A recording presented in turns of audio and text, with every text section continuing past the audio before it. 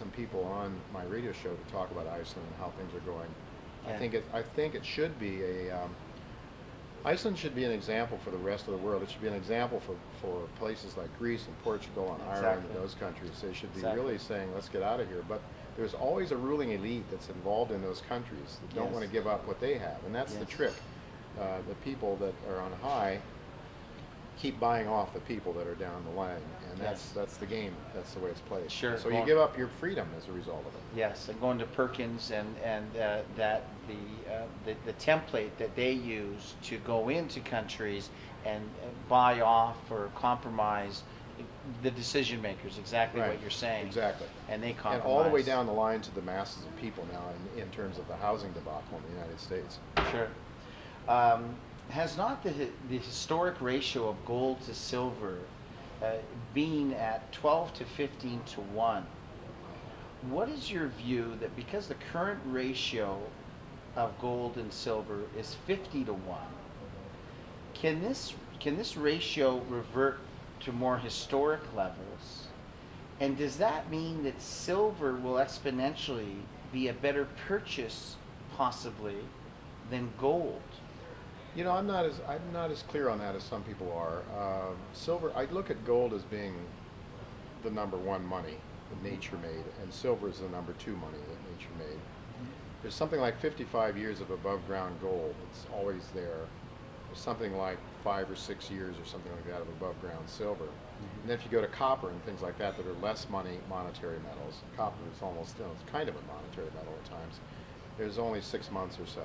And the reason of supply out there, and the reason is because copper gets used almost entirely for industrial, silver gets used somewhat for industrial, and gold is not industrial at all. It sits there as a monetary asset almost completely.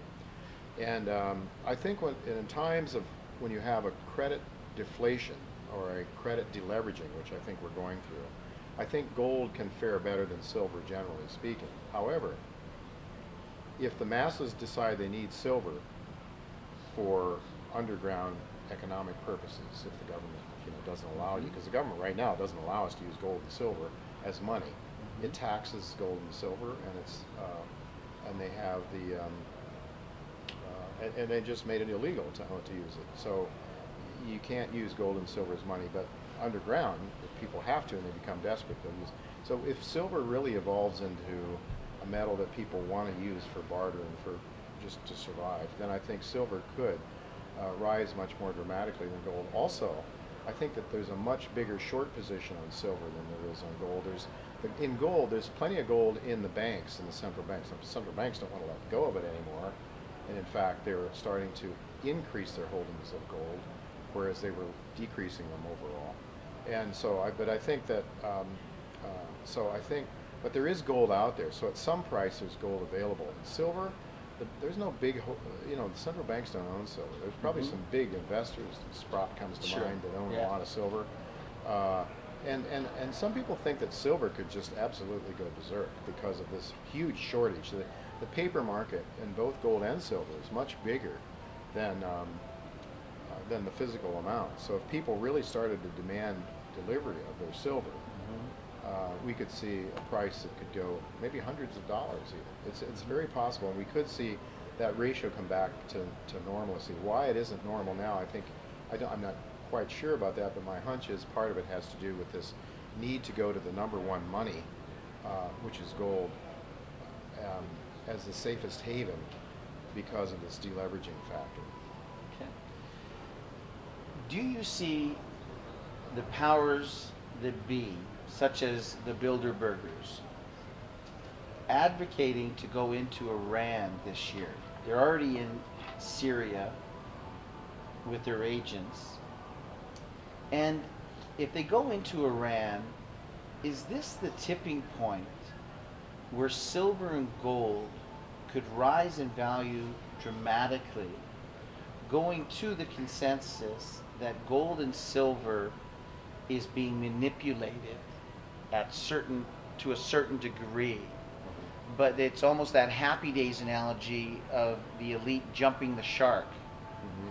And if they go into Iran, do you think that might be the tipping point where silver and gold will just let loose. Is that a fair statement? I think that you know, the Iranian thing could be catastrophic Yes. globally, and so I don't know if that's true or not. But I think I mean, I think Iran is really, I think the Russians and the Chinese are drawing the line with Iran. I think it's very, very important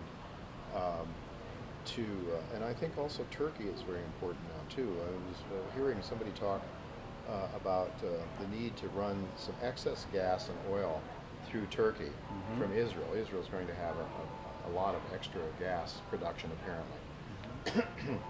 But in order to get it through, they need a pipeline going through Turkey to get it to the markets. And the people in Turkey are saying, no, we don't. You know, they're using that as a key to get what they want politically. So that whole area over there is problematic with the religious issues that are there. And so I think, you know, if it blows the world economy, literally and figuratively, then it could definitely spark much higher gold and silver prices. It could be the catalyst that does it. But I think there could be many catalysts that will trigger you know, it's just a loss of confidence in paper money is coming for sure. It's just a question of how fast. But something like that maybe could trigger a loss of confidence much more quickly if the whole economic system is destroyed as a result